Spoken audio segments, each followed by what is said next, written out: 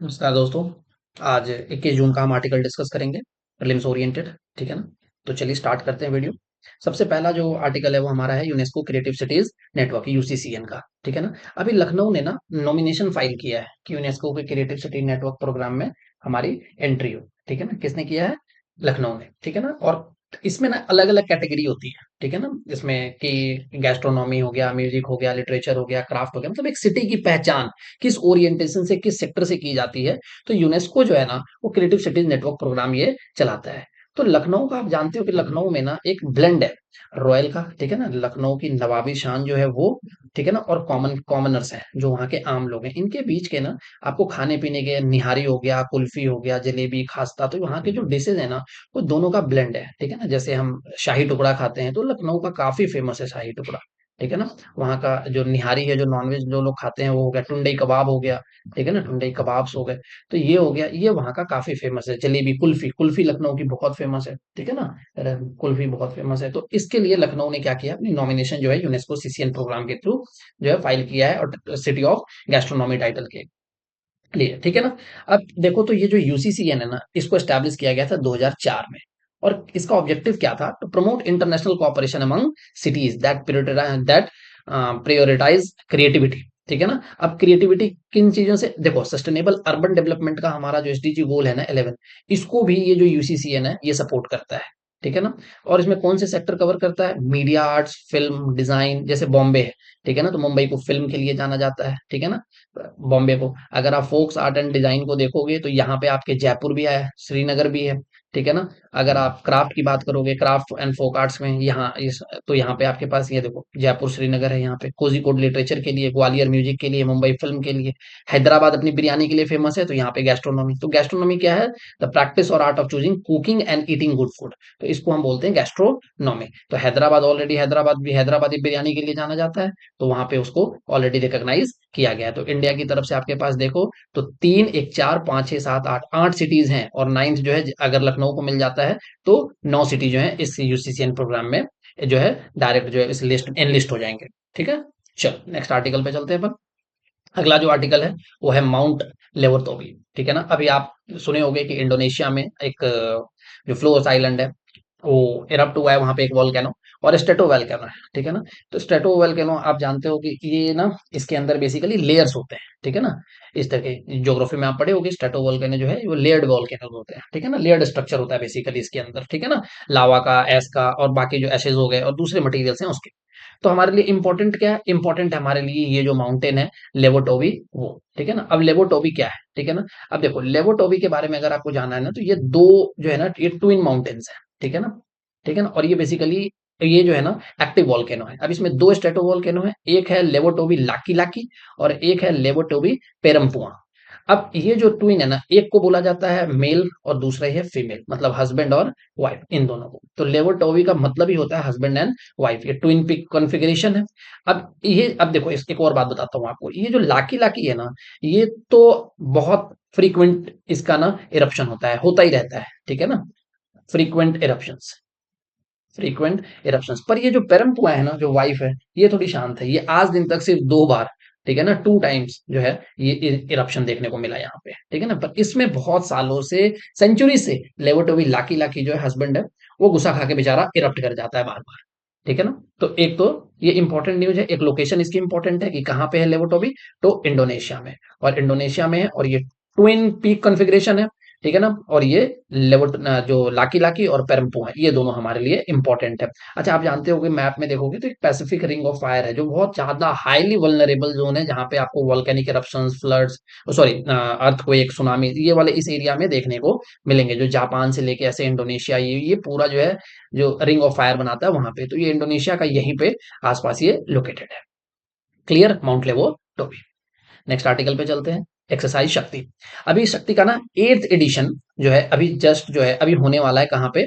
France में। अब आप ध्यान से देखना, ये एक बाइनियल एक्सरसाइज है। बाइनियल का मतलब है 2 साल में एक बार। 2 साल में ये होता है, ये हर एनुअली एनुअली नहीं होता, 2 साल में एक बार होता है। किसके किसके बीच में? इंडियन मिलिट्री और फ्रेंच मिलिट्री के बीच में। ठीक है ना? पर्टिकुलरली आर्मी की बात मैं कर रहा हूँ। ठीक है ना? तो ये लो इंटेंसिटी कॉन्फ्लिक्ट के अंदर की जो सिचुएशंस होते हैं उसको कैसे टैकल करना है ना, उसके ऊपर है। ये पीस कीपिंग के ऊपर भी फोकस होता है इनका। कॉन्फ्लिक्ट अगर क्राइसिस रिस्पॉन्स आ गया और कॉन्फ्लिक्ट जो रिजोल्यूशंस हैं, कॉन्फ्लिक्ट को कैसे रिजॉल्व करना है, इस ओरिएंटेशन में ये ट्रेनिंग होती है। तो फ्रांस और इंडिया, वैसे भी देखो फ्रांस इंडिया का बहुत अच्छा दोस्त है, ठीक है ना, बहुत अच्छा मतलब बहुत ही अच्छा दोस्त। तो इंडिया फ्रांस के रिलेशंस बहुत अच्छे हैं। तो इंडिया फ्रांस के साथ तीन या जो है ना 3-4 एक्सरसाइज करता है। तो जैसे वरुण हो गया, ठीक है ना, एक्सरसाइज गरुड़ हो गया और एक्सरसाइज शक्ति हो गया, ये तीनों तो प्रोमिनेंट है, ठीक है ना। अगर आप देखो तो ये तीनों क्या है, प्रोमिनेंट एक्सरसाइज है। अगर गरुड़ देखो तो ये नाम से पता चल रहा है आसमान की, तो ये इंडियन एयरफोर्स और फ्रेंच एयरफोर्स ये दोनों साथ में करते हैं एक्सरसाइज। और वरुण है वो कौन सी हो गई, ये नेवी को इन्वॉल्व करते हैं, इंडियन नेवी और फ्रेंच नेवी, और एक डेजर्ट नाइट भी है। तो ये 4 एक्सरसाइज जो है इंडिया फ्रांस में होती है। पर ध्यान ये रखना है कि शक्ति जो है ये बाइनियल है, 2 साल में एक बार होती है। नेक्स्ट आर्टिकल पे अपन चलते हैं।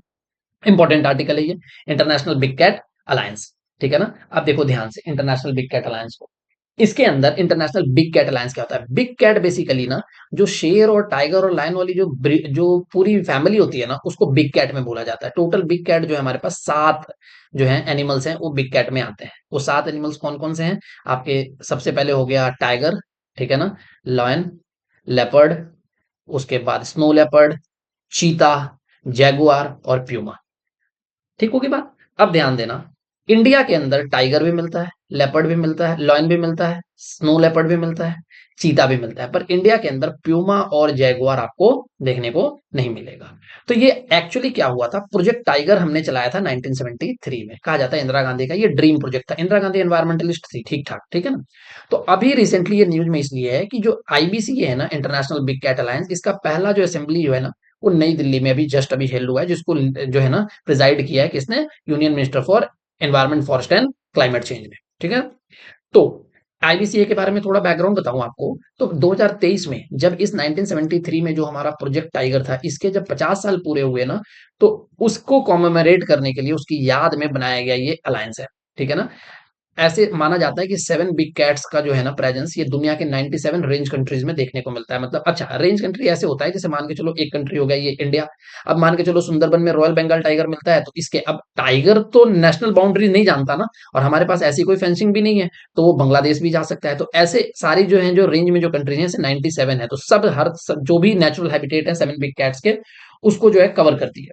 तो इन 7 बिग कैट्स को तक रीच आउट करने के लिए, इनको प्रॉपरली कंजर्व करने के लिए हमने ये अलायंस बनाया है, आईबीसी है, ठीक है ना। 27 कंट्री ने अभी तक इसको जो है कंसेंट किया है ज्वाइन करने के लिए, ठीक है ना। और इसके अभी मेंबर कौन से हैं, 9 कंट्रीज अभी, ठीक है ना। इसके अलग अलग डेटा है, लेकिन आईबीसी की अगर आप ऑफिशियल अगर वेबसाइट पे जाओगे तो वहां आपको 9 कंट्री जो है देखने को मिलते हैं। भूटान है, कंबोडिया है, एस्टोनी है, गिनिया है, इंडिया है, लाइबेरिया है, निकारागुआ, सोमालिया और सूरीनाम, ठीक है ना। अच्छा, एलिजिबल कौन है इसका मेंबर बनने के, जितने भी यूनाइटेड नेशन के मेंबर कंट्री हैं सबके पास एलिजिबिलिटी है। तो ऐसा कुछ नहीं है कि 97 रेंज कंट्री है तो जो रेंज कंट्री है उसके लोग ही उसी वही कंट्री मेंबर बन सकती है। सारे यूनाइटेड नेशन के जो मेंबर कंट्रीज हैं वो इसके मेंबर, इसकी अपनी एक सेक्रेटेरिएट होती है, जो मीटिंग जो है असेंबली टाइप होता है, ठीक है ना। और वो जो असेंबली जो है वो मीटिंग हेल्ड करती है, सेक्रेटेरिएट इसके सारे जो है जो पेपर वर्क हो गए और किस तरीके से कन्वीन करना है, एजेंडा क्या होगा, वो तय करती है, ठीक है ना। गवर्नमेंट ऑफ इंडिया ने इसको भी इनिशियल सपोर्ट दिया है 150 करोड़ का 5 साल के पीरियड के लिए। तो इसको पहली फंडिंग गवर्नमेंट ऑफ इंडिया की तरफ से मिली है, इंडिया ने इनिशिएट किया प्लान। तो हेडक्वार्टर क्या है, इंडिया में। इंडिया भी इन दिनों ना एनवायरमेंट के ऊपर अगर आप देखो तो बहुत ज्यादा एनवायरमेंट प्रोटेक्शन के ऊपर काम कर रहा है। जैसे इंडिया में इंटरनेशनल सोलर अलायंस भी बना, ठीक है ना, गुड़गांव में आप देखते हो, गुरुग्राम में इसका हेडक्वार्टर है। तो इंडिया सोलर अलायंस में भी लीड कर रहा है, इंडिया बिग कैट अलायंस में भी लीड कर रहा है। अब मैं आपको ना कुछ कैटेगरी वो बताता हूँ, जैसे ये 7 बिग कैट है ना, जिसके अंदर अगर आप देखो तो टाइगर तो इंडेंजर्ड कैटेगरी है, लॉयन हो गया, लेपर्ड हो गया, स्नो लेपर्ड हो गया, चीता हो गया, ये चारों क्या है, वल्नरेबल है, ठीक है ना। और अगर आप देखो तो जैगुआर तो नियर थ्रेटेंड कैटेगरी में है, और प्यूमा जो है लीस्ट कंसर्न है। तो ये सातों के सातों कंट्री जो है, जैसे इसके अंदर मैंने आपको क्या बताया कि यहाँ अगर आप टाइगर देखो तो ये जो टाइगर है ये एंडेंजर्ड है, E N, lion, leopard, snow leopard, cheetah, ठीक है ना, ये चारों क्या है, ये है वल्नरेबल। जो जैगुआर है वो क्या है, वो है नियर थ्रेटेंड, और प्यूमा क्या है, लीस्ट कंसर्न। तो ये इनकी आईयूसीएन स्टेटस है। डन। नेक्स्ट आर्टिकल पे चलते हैं अपन, काली टाइगर रिजर्व, ठीक है ना। काली, अब देखो काली टाइगर रिजर्व एक्चुअली क्या है, वेस्टर्न घाट में है, ठीक है ना, उत्तर कन्नड़ा कर्नाटका में। और ये यूनेस्को वर्ल्ड हेरिटेज बायोडाइवर्सिटी एक हॉटस्पॉट है, ठीक है ना। अब काली टाइगर रिजर्व में ना टूरिज्म के अकॉर्डिंग बहुत सारा डिसरप्शन हो रहा था, रिजॉर्ट्स बन रहे थे और उस पूरे स्ट्रेच को जो है ना ये खराब किया जा रहा था।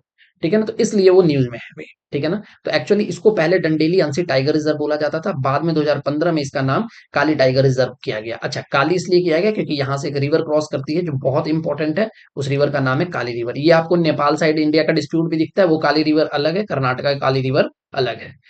दो जो है ना प्रोटेक्टेड एरियाज थे, डंडेली वाइल्ड लाइफ सेंचुरी और आंसी नेशनल पार्क। ठीक है ना, तो ये वाइल्ड लाइफ सेंचुरी, इन दोनों को मिला के ही ये पूरा एरिया था, तो इसलिए इसको डांडी अंसेली टाइगर रिजर्व बोला जाता था। ठीक है ना, और ये जो काली टाइगर रिजर्व है ना, ये प्रोजेक्ट टाइगर का ये पार्ट था। मतलब ये जो टाइगर रिजर्व है, ये 1973 में जो हमने प्रोजेक्ट टाइगर लॉन्च किया था उसका पार्ट था, NTC national tiger conservation authority के अंडर में। ठीक है ना, यहाँ पे आपको मोस्ट डिसिडियस और सेमी एवरग्रीन फॉरेस्ट देखने को मिल जाएगा। जो फ्लोरा है उसके अंदर आपको सिल्वर ओक, मालाबार, टैमरिंड, इमली जिसको बोलते हैं, ठीक है ना, वो देखने को मिल जाएगा। फौना में यहाँ पे आपको tiger, leopard, black panther, elephant, ठीक है ना। पर सबसे इंपॉर्टेंट बात, इंडिया में जो सारे जो हॉर्नबिल स्पीसीज हैं 4 तरीके के, वो सब यहाँ मिलते हैं। ठीक है ना, इंडिया में ये सारे के सारे जो 4 हॉर्नबिल के स्पीसीज हैं, जिसमें ग्रेट इंडियन हॉर्नबिल की सबसे ज्यादा पॉपुलेशन है। तो ये ध्यान रखना, ये बहुत ज्यादा इंपॉर्टेंट पॉइंट है। ये वेरी वेरी इंपॉर्टेंट पॉइंट है कि चारों हॉर्नबिल स्पीसीज को होस्ट करता है। डन। चलो नेक्स्ट आर्टिकल पे चलते हैं अपन। तो आज के डिस्कशन में बेसिकली इतना ही था। और तो हमने जो हमारे, मैंने बताया पहले भी कि जो पेंडिंग है वो, और एक करिकुलम जो है वो मैं पूरा जो है अपलोड करवा दूंगा, और आप ग्रुप को भी ज्वाइन कर सकते हो, वहां पे भी आपको इन्फॉर्मेशन मिल जाएगी कि क्या करिकुलम आने वाला है, नेक्स्ट वीक से हम कौन सा डिस्कशन करेंगे। और मेंस और प्रीलिम्स पे अभी मेरा फोकस है कि मेंस और प्रीलिम्स स्पेसिफिक न्यूज, क्योंकि करंट अफेयर्स इन दिनों बहुत सिग्निफिकेंट हो गया है। पर मेरी कोशिश अभी ये है कि मैं थोड़ा सा आपको, मैंने मैथ्स का भी सीरीज स्टार्ट किया था एलसीएम का, जो क्वांटिटेटिव एप्टीट्यूड का था वो, और एक जीएस में ना मैं आपकी थोड़ी सी, जीएस में जैसे एंशियंट हिस्ट्री या कोई अभी डिसाइड कर रहा हूँ मैं कि टीम के साथ बैठ के कि भाई क्या स्टार्ट अपन करें, तो एक बार उनके जो वीडियोस हैं और उसका क्या करिकुलम होगा वो भी आपके पास आ जाएंगे। तो चलिए, thank you, thank you very much.